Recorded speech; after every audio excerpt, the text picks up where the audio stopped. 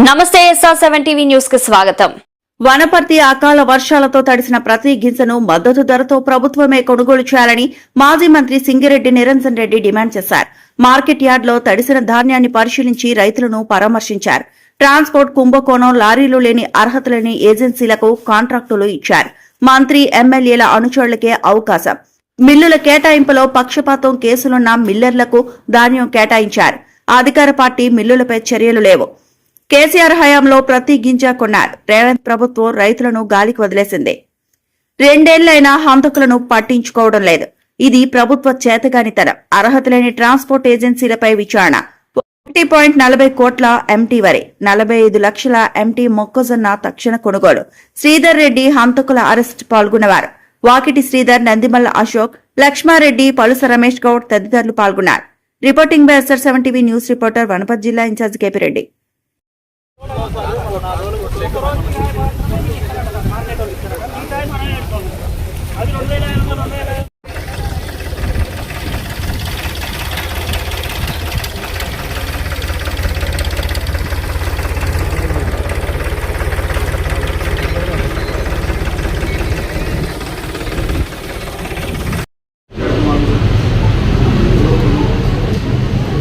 సామాజిక కార్యకర్తలు, వివిధ పార్టీలకు సంబంధించినటువంటి శ్రేణులు అందరికీ కూడా ఈ కార్యక్రమంలో పాల్గొనడం ఏమవుతుంది.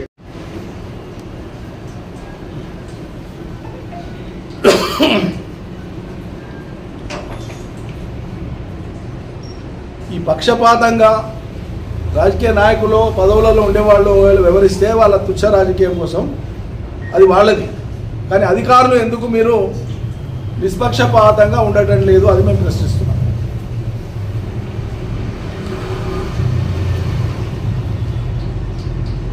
అవతలకు సానుభూతి పనులు ఉన్నారనో, లేకుంటే మా ప్రభుత్వ హయాంలో అవి వచ్చినాయనో, వాళ్ళకి లైసెన్సులు వచ్చినాయనో, వాళ్ళ మీద పడి వేటాడి మీరు పట్టుకురావడం, కేసులు పెట్టి ఓకే చట్టపరంగా చేయండి, దాన్ని ఆక్షేపించాం. మేము పక్షపాతం ఎందుకు అంటున్నా, అదే తప్పు చేసినా ఎవరికైనా అదే దండన ఉండాలి. కొందరిని ఉపేక్షించడం ఎట్లా, కొందరిని పట్టుబట్టి చేయడం ఎట్లా, ఇది ఎట్లా సరైనది అవుతుంది?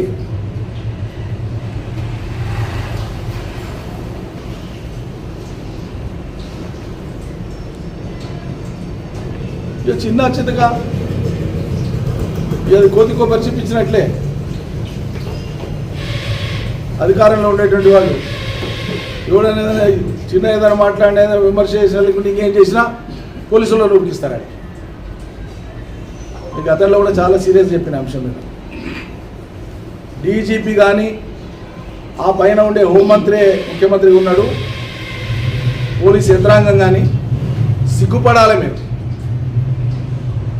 2 ఏళ్ళు కంప్లీట్ అయ్యి 3వ సంవత్సరం పడ్డది. చిన్నబాయి మండలం శ్రీధర్ రెడ్డి హత్య జరిగి, రాజకీయ హత్య, ఒక ప్లాన్డ్ రాజకీయ హత్య, లోకానికంతా తెలుసు. మర్డరే 2 ఏళ్ళు వెళ్ళి 3వ సంవత్సరంలో పడితే అటువంటి హంతకులను పట్టుకొని చట్టానికి అప్పగించడానికి చాతనికి తెలియదు. 2 ఎస్పీలు మారిపోయారు. 3వ ఎస్పీ, 2వ డిఎస్పీ, 3వ సిఐ. వీళ్ళ కాలంలో మర్డర్ కేసు తేల్చడానికి మీకు చాతనే తెలియదు. ఇక దీనికి హోంమంత్రి ముఖ్యమంత్రి, డీజీపీ, 3వ డీజీపీ ఇప్పుడు ఉన్నది. జితేందర్ డీజీపీ ఉన్నప్పుడు, తర్వాత శివధర్ రెడ్డి గారు డీజీపీ ఉన్నప్పుడు, ఇప్పుడు సివి ఆనంద్ గారు కొత్తగా వచ్చింది. ఆయన సరే, ఆయన దృష్టికి పోయిందో లేదో నాకు తెలియదు, కానీ ముఖ్యమంత్రి దృష్టిలో ఉంది కదా. కావాలని ఆపుతుండ్రా ముఖ్యమంత్రి? ఆయన మంత్రివర్గ సహచరుడు యొక్క పాత్ర అందులో ఉంది అని పోలీసులు తేల్చింది కాబట్టి ఆపుతున్నారా? ఎందుకు బయటపెడతలేరు? పాత్ర ఉందో లేదో మేం చెప్తలేము. విచారణ చేసిన పోలీసుల అభిప్రాయం ఏందో మీకు తెలుసు కదా, రహస్యంగా తెలియకుండా ఉంటుందా? ఇన్వెస్టిగేషన్ ఏం తేలిందో తెలియదా? ఇంటెలిజెన్స్ మీకు ఏమి ఇచ్చిందో తెలియదా? ఏమి ఇన్పుట్స్ ఉన్నాయో తెలియదా?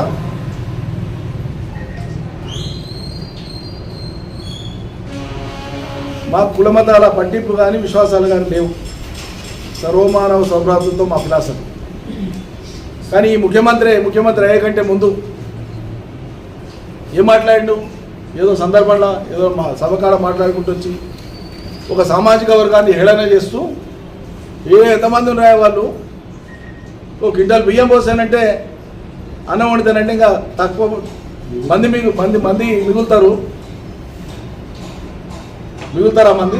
ఇక అన్నమే మిగులుతుంది, మంది మిగిలరా అన్నమే మిగులుతుంది, ఏళ్ళ మీద లెక్క పెట్టినంత మంది లేరు వాళ్ళు అని చెప్పి హేళన చేసి తేలిక చేసి మాట్లాడి చేసి తానేదో తానా సామాజిక వర్గానికి ఆయనే పటభద్రుడైనట్లు కిరీటమంతా ఆయనకు ఒకరికే ఉన్నట్లు ఆ సామాజిక వర్గం యొక్క